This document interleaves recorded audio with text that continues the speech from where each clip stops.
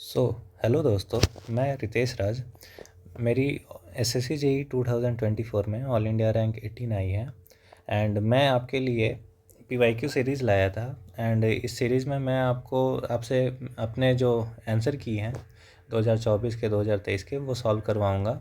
And मैं खुद solve करूंगा ताकि आपको मेरा जो क्वेश्चन को अप्रोच करने का जो टेक्निक है वो पता चले एंड कैसे मैं क्वेश्चन को अप्रोच करता हूँ। जिस क्वेश्चन में मुझे दिक्कत भी आती है, ठीक है, तो उस क्वेश्चन को कैसे मैं ऑप्शन एलिमिनेशन से बनाता हूँ। सो इन सारी चीज़ों को को मैं इस वीडियो के माध्यम से बताऊंगा। एंड आई होप कि आप लोग अब तक की जितने भी वीडियो आए हैं इस सीरीज़ में आप लोग उसे एंजॉय कर रहे हो एंड काफ़ी कुछ आपको सीखने को मिल रहा है। एंड प्लीज़ गाइज, अगर आपको अच्छा लग रहा है तो आप प्लीज़ कमेंट में मुझे बता सकते हो कि हाँ वीडियो इज़ गुड, और या फिर किसी भी तरह का सजेशन है तो आप मुझे दे सकते हो। I try to implement in upcoming videos. Okay, so चलिए मैं शुरू करता हूँ आज का। सो क्वेश्चन नंबर 51, हम लोगों ने 50 क्वेश्चन तक, क्वेश्चन नंबर 50 तक कर लिया था, क्वेश्चन नंबर 50 तक कर लिया था। अब question number 51, which of the following is not a method for solution of medium transmission line. ठीक है, मीडियम ट्रांसमिशन लाइन के सॉल्यूशन के लिए देखो 4 तरीके होते हैं।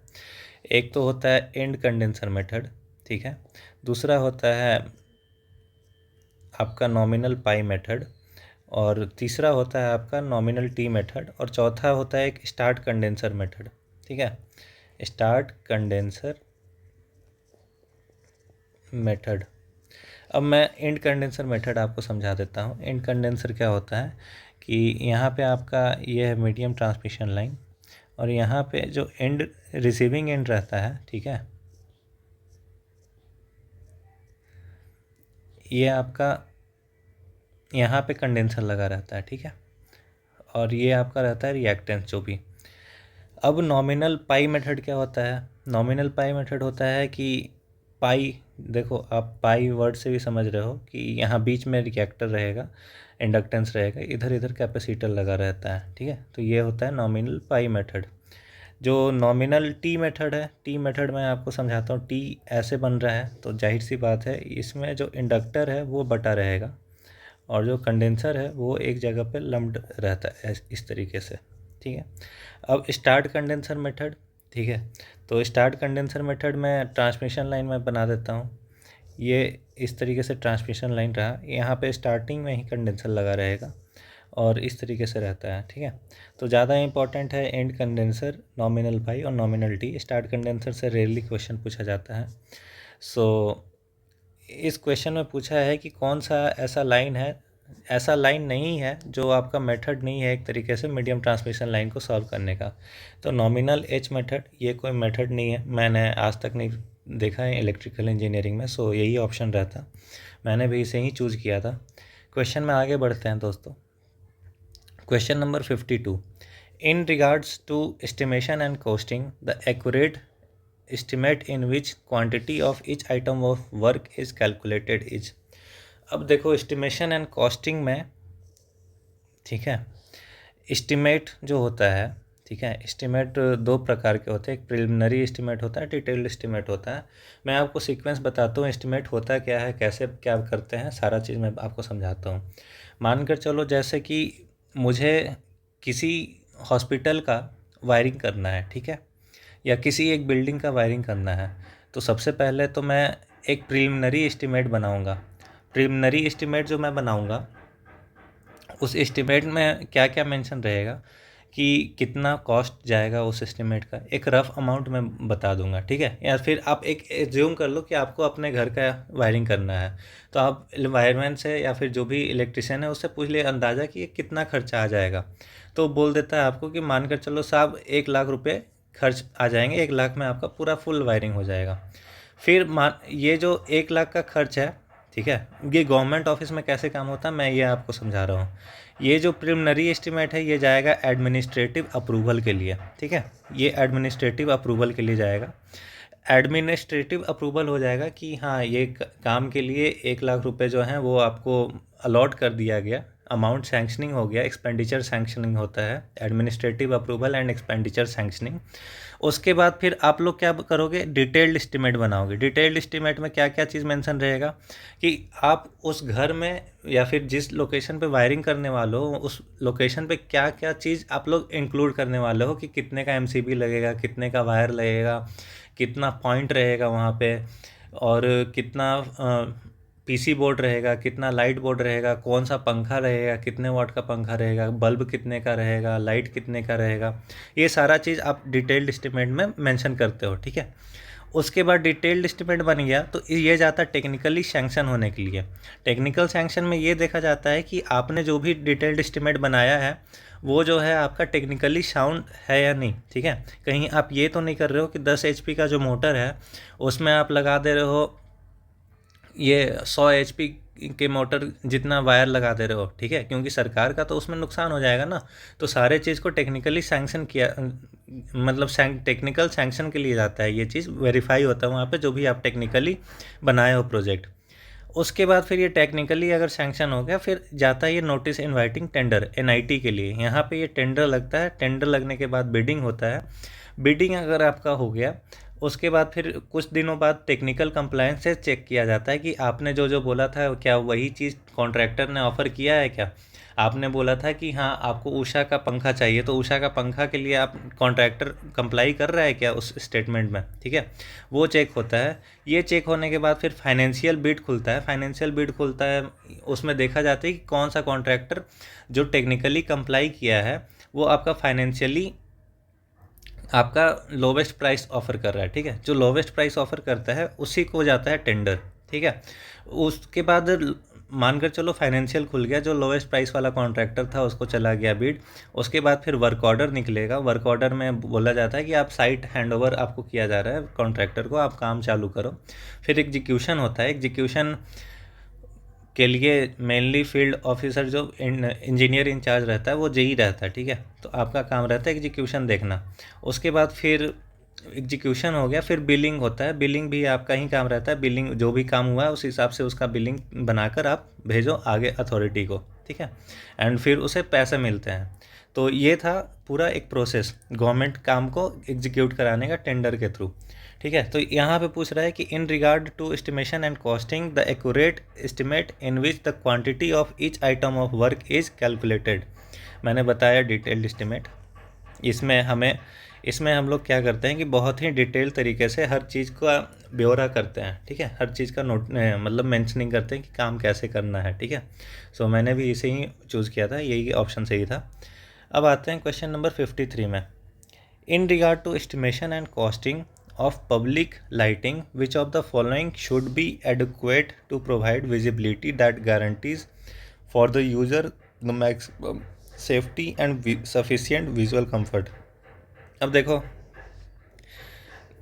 कौन इसमें पूछ रहा है कि इन एस्टिमेशन कॉस्टिंग पब्लिक लाइटिंग का ऐसा कौन सा फैक्टर है जो आपका विजिबिलिटी गारंटी करता है सेफ्टी के साथ, सेफ्टी और सफिशिएंट विजुअल कंफर्ट। ये जाहिर सी बात है, लाइटिंग प्रॉपर रहेगा तो ही आपको दिखेगा। तो पहला ऑप्शन है यूनिफॉर्मिटी ऑफ लुमिनेंस। देखो लुमिनेंस जो है आप मानकर चलो 10 ल्यूमेन का भी लुमिनेंस दे रहे हो, ठीक है। लेकिन क्या 10 ल्यूमेन का यूनिफॉर्मिटी अगर रहेगा पूरे एरिया में, इस पूरे एरिया में, तो क्या आपको ज़रूरी है कि आपको दिखाई देगा ही वो? बिल्कुल नहीं। क्या पता है आपको इस पूरे एरिया में देखने के लिए 100 ल्यूमेन का चाहिए होगा, ठीक है। तो पहला ऑप्शन तो ऐसे ही एलिमिनेट हो गया। दूसरा है लिमिटेशन ऑफ ग्लेयर। अब ग्लेयर क्या होता है कि अगर आप हाईवे पे जा रहे हो, ठीक है, सामने से गाड़ी जो है वो हाई बीम मारती है तो आपको कुछ दिखाई नहीं देता है, ठीक है। तो वो ग्लेयर को कम करना, तो ग्लेयर कम करना ही नहीं होता है, सिर्फ आपको लाइट भी देना पड़ेगा, ठीक है। तो सेकंड वाला जो है वो ऑप्शन भी एलिमिनेट हो गया। Third option is optical guidance. Optical guidance से आप क्या कहना चाह रहे हो, कुछ समझ में नहीं आ रहा है, ठीक है। अब चौथा ऑप्शन है लेवल ऑफ लुमिनेंस, ठीक है। तो लेवल ऑफ लुमिनेंस क्या है कि मानकर चलो एक रोड है, ठीक है, ये रोड है। अब यहाँ पे लाइट मतलब गाड़ियाँ गुजरती है, तो यहाँ पे आप 100 या 200 ल्यूमेन का जो लेवल ऑफ लुमिनेंस है वो मेंटेन करके रखे हो, ठीक है, थ्रू आउट द रोड। तो लेवल ऑफ लुमिनेंस ही इसका ऑप्शन रहता है, मैंने भी इसे ही चूज़ किया था। ऑप्टिकल गाइडेंस जो है गाइज वो ये जो है ये वर्ड मैंने कभी भी इल्यूमिनेशन में कभी देखा नहीं, ठीक है। तो इसलिए मैं इस ऑप्शन के साथ नहीं गया था। एंड ये लेवल ऑफ लुमिनेंस बहुत हद तक सही लग रहा था, तो इसलिए मैंने इसके साथ गया था, ठीक है। सो ये मुझे नहीं आ रहा था एक क्वेश्चन एग्ज़ाम में, मैंने इसमें मतलब एक जो सबसे ज़्यादा एक्यूरेट ऑप्शन लग रहा था, मैंने वो ऑप्शन चूज़ किया था, तो इसलिए मेरा सही कर हो गया ये क्वेश्चन, ठीक है। सो चलते हैं अगली क्वेश्चन में। What is the significance of having hot reserve capacity in power system. देखो, दो तरह का कैपेसिटी, रिजर्व कैपेसिटी होता है, एक हॉट होता है, एक हॉट रिजर्व होता है, और एक होता है कोल्ड रिजर्व, ठीक है। अब मानकर चलो एक आपका जनरेटर है, ठीक है। वो जनरेटर है 100 kVA का, ठीक है। आप इसमें से यूज कर रहे हो 80 kVA, ठीक है, 80 kVA यूज कर रहे हो, तो आप रिमेनिंग कितना kVA बच गया आपका।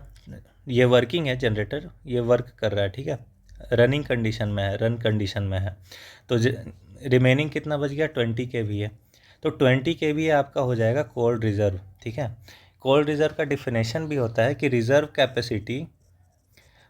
कैपेसिटी प्लांट का जो ऑपरेशन में है लेकिन सर्विस में नहीं आया है अभी तक, ठीक है, ये होता है हॉट रिजर्व। कोल्ड रिजर्व क्या होता है कि मानकर चलो आपके पास जो पावर स्टेशन है आपका, वो है आपका 200 kVA का, ठीक है। 200 kVA का, इसमें दो जनरेटर है आपका, 100 kVA का जनरेटर है और 100 kVA का जनरेटर है, ठीक है। अब इसमें से एक ही 100 kVA का जो जनरेटर है वो आपका काम कर रहा है, ये वर्क कर रहा है, और ये जो है आपका वर्क नहीं कर रहा है, नॉट वर्किंग, मतलब नॉट ख़राब नहीं है वो, मतलब रनिंग कंडीशन में नहीं है, मैं बस इतना बोलना चाह रहा हूँ, ठीक है। तो ये रनिंग कंडीशन में नहीं है, तो ये आपका बन जाएगा कोल्ड रिजर्व, ठीक है। कोल्ड रिजर्व का डिफिनेशन होता है कि रिजर्व कैपेसिटी ऑफ प्लांट, ये आप नोट कर लेना कहीं पे, reserve capacity of plant in service but not in operation, ठीक है। ये सर्विस में है प्लांट, ठीक है, लेकिन ये ऑपरेशन में नहीं है, ये ऑपरेट नहीं कर रहा है, ऑपरेट बस ऊपर वाला कर रहा है, ठीक है। तो ये होता है हॉट रिजर्व कोल्ड रिजर्व का बेसिक सा डिफिनेशन। तो देखते हैं ऑप्शन में हॉट रिजर्व किस लिए, मतलब उसका सिग्निफिकेंस क्या है। To ensure power system stability reliability during emergency और अनएक्सपेक्टेड इवेंट। स्टेबिलिटी बहुत सारे फैक्टर पे डिपेंड करता है, आपका ट्रांसमिशन लाइन का कंस्ट्रक्शन पे भी डिपेंड करता है, बहुत सारे फैक्टर, सिर्फ हॉट रिजर्व पे ही नहीं डिपेंड करता, ठीक है। So to provide backup power in case of complete power outage. Backup power के लिए हॉट रिजर्व का बिल्कुल ही यूज़ नहीं करते। अगर मानकर चलो ये जो 100 kVA है ये ख़राब हो जाए, तो फिर बैकअप पावर आप किससे दोगे, ठीक है। तो to meet sudden fluctuation in electricity demand and maintain grid balance. जाहिर सी बात है, आप 80 kVA अभी जनरेट कर रहे हो, अगर आपका जो लोड है वो बढ़ के 85 हो जाए, ठीक है, तो ये जो 20 kVA इसी में से आप देखने वाले हो ना, 20 जो है वो घट के 15 हो जाएगा, यहाँ पे आप इधर 85 सप्लाई कर दोगे अगर, तो ये ऑप्शन सही है, to meet sudden fluctuation in electricity demand and maintain grid balance, ठीक है। अगली ऑप्शन को देखते हैं, to act as a secondary power source during peak demand period. बिल्कुल गलत। सो ऑप्शन 3 सही, ऑप्शन 3 सही है, तो मैंने भी उसे ही चूज़ किया था। चलते हैं दोस्तों अगले क्वेश्चन में। The polar form of vector is 10 angle 30। अब देखो, अगर ऐसे कोई भी दिया हुआ है, ठीक है, तो आप एक चीज़ याद रखो, CIS फॉर्म, ठीक है। CIS फॉर्म से मतलब क्या है कि C से हो गया कॉस प्लस आई यानी कि J साइन, और जो भी यहाँ पे एंगल दिया हुआ है वो 30 है तो 30, 30 है तो 30। अब मैग्नीट्यूड जो दिया है उसको बाहर में लिख दो, मैग्नीट्यूड जो है बाहर में लिख दो, यही होता है CIS फॉर्म।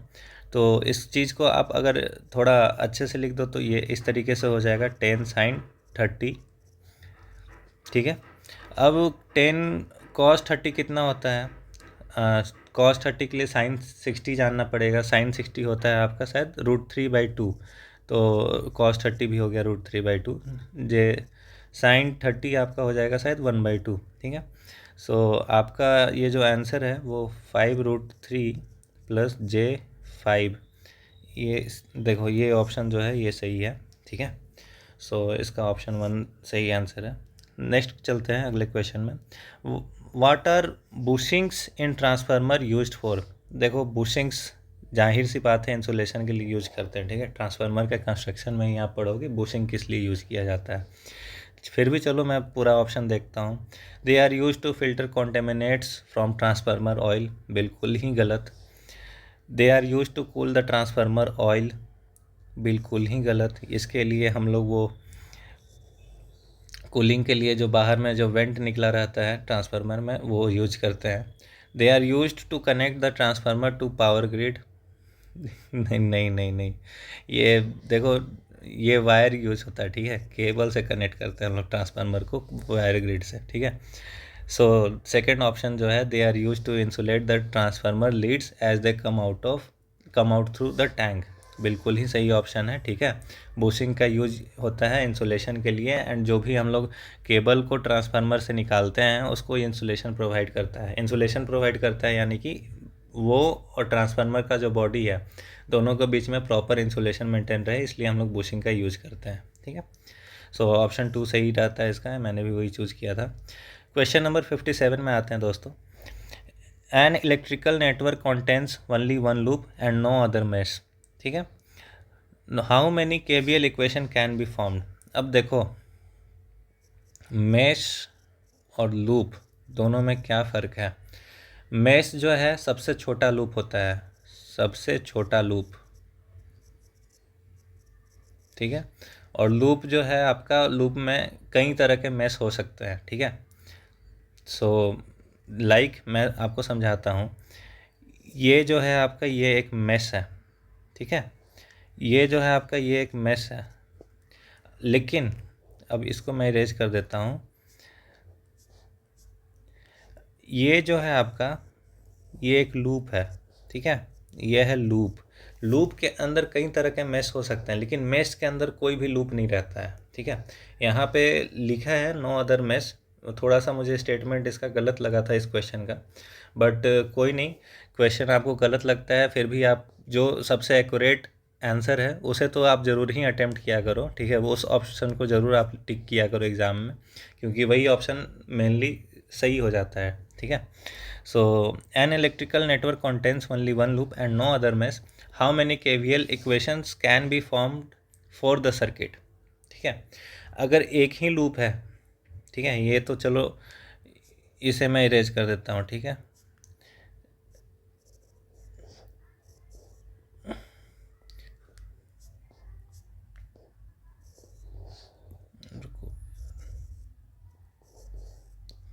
इस तरीके से एक लूप बना दिया, ठीक है। तो इसमें अगर मैं केवीएल इक्वेशन लिखूं तो क्या कितने केवीएल इक्वेशन लिखा सकते हैं, एक ही लिखाएगा, ठीक है। एक से ज़्यादा तो लिखा नहीं सकता केवीएल इक्वेशन, ठीक है। सो जाहिर सी बात है एक KVL equation that is number of loop जो रहता है या नंबर ऑफ में जो होता है उतना ही केवीएल इक्वेशन लिखाता है। So option 2 is correct. चलते हैं अगले क्वेश्चन में। Which of the following type of installation is not a part of national electricity code. देखो नेशनल इलेक्ट्रिसिटी कोड क्या होता है, इलेक्ट्रिकल कोड क्या होता है, ये गवर्न करता है आपका सेफ इंस्टॉलेशन, इलेक्ट्रिकल वायरिंग और जितने भी इलेक्ट्रिकल इक्विपमेंट हैं उसका, ठीक है। अब देखो मेडिकल इस्टेब्लिशमेंट हॉस्पिटल वगैरह में वायरिंग बहुत ज़्यादा इंपॉर्टेंट है, कहीं आग वाग ना लग जाए, इसलिए बहुत ज़्यादा इंपॉर्टेंट होता है यहाँ पे, ठीक है। स्पोर्ट्स बिल्डिंग स्टेडियम वगैरह में लाइटिंग बहुत इंपॉर्टेंट है। आप देखे भी होंगे कि आईपीएल चलता है तो लाइट कितना ज़्यादा मेजर रोल प्ले करता है रात वाले मैच में, ठीक है। एग्रीकल्चरल प्रीमाइसेस और ट्रैक्शन, ठीक है। मेरे एग्ज़ाम में मैं ये क्वेश्चन को अटेम्प्ट नहीं किया था, ठीक है। मुझे बस 2 ऑप्शन में डाउट हो रहा था, एग्रीकल्चर प्रीमाइसेस और ट्रैक्शन में, ठीक है। सो इसके पीछे रीज़न क्या है कि एग्रीकल्चरल प्रीमाइसेस में मैं समझ नहीं पा रहा था कि मैं कौन सा एग्जाम्पल को लूँ तो वो सेटिस्फाई करेगा। तो एग्रीकल्चर प्रीमाइसेस में आप कुछ भी ले सकते हो, लाइक कोई भी एग्रो बेस्ड कंपनी है, मैन्युफैक्चरिंग यूनिट है, या फिर पोल्ट्री फार्म है, तो वो एग्रीकल्चरल प्रीमाइसेस में आ जाएगा। या फिर मानकर चलो खेत ही है, किसी का खेत है, उस खेत में आप ये क्या कहते हैं पटवन के लिए पंप वगैरह का यूज़ करते हो, तो वो भी आपका एग्रीकल्चरल प्रीमाइसेस में आता है, ठीक है। सो एग्रीकल्चरल प्रीमाइसेस तो नहीं होता। ट्रैक्शन देखो, ट्रैक्शन जो है टोटली डिफरेंट थिंग है, ठीक है। ट्रैक्शन इज़ रेलवे से रिलेटेड है, ट्रेन से रिलेटेड है, इसमें ट्रांसमिशन ऑफ गेयरिंग वगैरह इन्वॉल्व रहता है, तो ये जो है नेशनल इलेक्ट्रिकल कोड के अंदर में नहीं आता है, ठीक है। तो मैंने इस ऑप्शन को नहीं इलिमिनेट किया था क्योंकि मुझे एग्रीकल्चरल प्रीमाइसेस और ट्रैक्शन ये दोनों में मुझे डाउट हो रहा था, ठीक है दोस्तों। सो इसका जो एक्यूरेट आंसर रहेगा ट्रैक्शन ही रहेगा। चलते हैं आगे, बढ़ते हैं क्वेश्चन में। क्वेश्चन नंबर 59, 415 volt 3 phase voltage is applied to the balanced star connected purely resistive load, balance star connected purely resistive load of 10 ohm, ठीक है, 10 ओम वैल्यू है। What is the ratio of reactive power to, अरे यार ये question दोबारा पूछ दिया इन्होंने, ठीक है।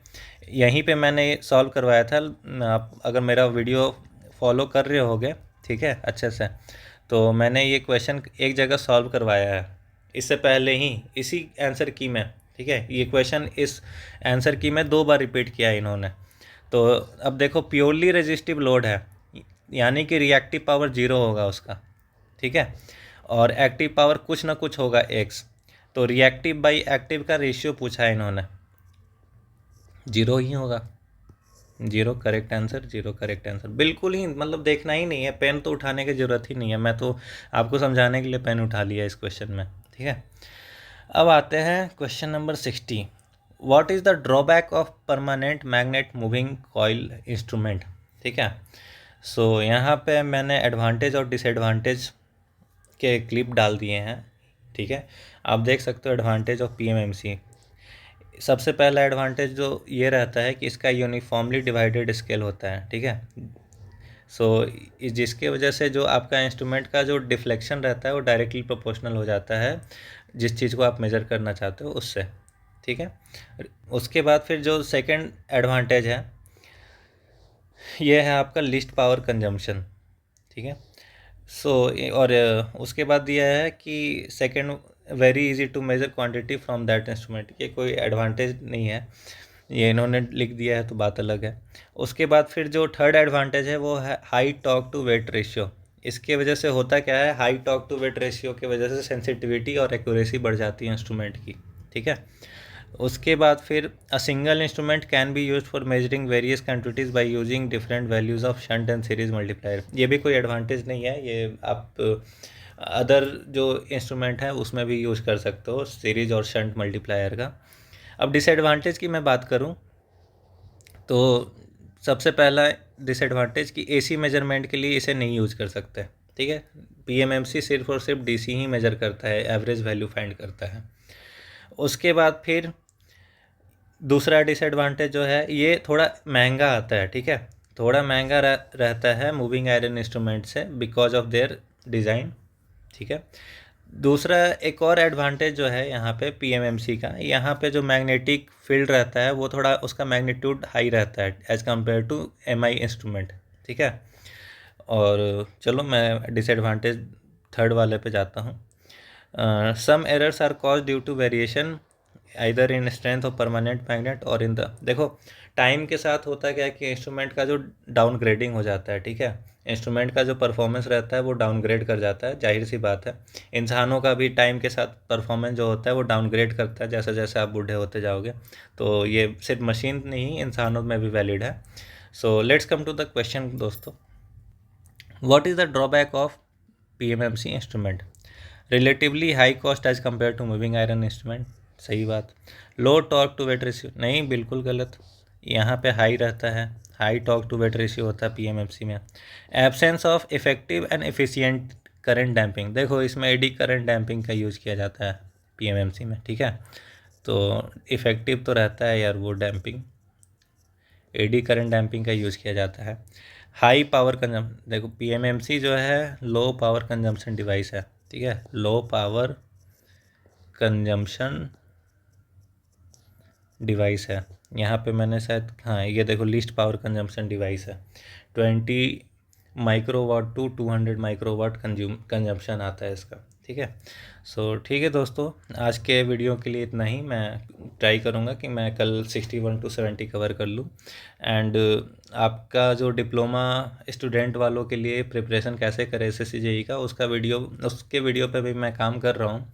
मैं जल्द ही उसका वीडियो अपलोड करूँगा ना, मुझे कुछ टाइम दो, क्योंकि कंटेंट सोचने में मुझे टाइम लगता है। एंड मैं खुद सोचता हूँ कि मैं कैसे डिप्लोमा में तैयारी किया था, एंड डिप्लोमा के टाइम कैसे क्या पढ़ता था, एंड क्या क्या आपको करना चाहिए मेरे प्रिपरेशन से, जर्नी से, एंड मैंने क्या गलती की थी जो आपको नहीं करना चाहिए। तो वो बहुत सारे चीज़ होते हैं जिनको सोच कर लिखना पड़ता है, तो टाइम लगता है दोस्तों उस चीज़ में। आई होप कि आपकी प्रिपरेशन काफ़ी अच्छी चल रही होगी, एंड ज़्यादा टाइम तो बचा नहीं है एग्ज़ाम में, क्योंकि 31 अगस्त हो गया, एंड सितंबर एंड अक्टूबर मुश्किल से मुश्किल 1.5-2 महीने बचे हुए हैं एग्ज़ाम होने को। सो इस टाइम पे आप ध्यान दो कि आप सबसे ज़्यादा से ज़्यादा टेस्ट अटेम्प्ट करो, एंड उस टेस्ट की एनालिसिस करके जो भी गलतियाँ हो रही हैं उनको नोटबुक में नोट करके रोज़ रिवाइज़ करो, ठीक है। रोज़ रिवीजन करोगे तभी कुछ हो पाएगा। एंड डरो मत, पढ़ाई करो बस, एंड सिलेक्शन हो जाएगा, ठीक है। इतना ज़्यादा टफ नहीं रहता एसएससी जेई एग्ज़ाम, मेरे हिसाब से तो बहुत ज़्यादा आसान एग्ज़ाम है एसएससी जेई, क्योंकि मैंने एक बार नहीं 2 बार निकाल रखा है इस एग्ज़ाम को। तो आप लोग भी ज़्यादा इस एग्ज़ाम को ज़्यादा भाव मत दो, ईज़िली निकलेगा ये एग्ज़ाम, ठीक है। So all the best, I hope your preparation is going good. ठीक है, वीडियो को एंड करता हूँ मैं यहाँ पे।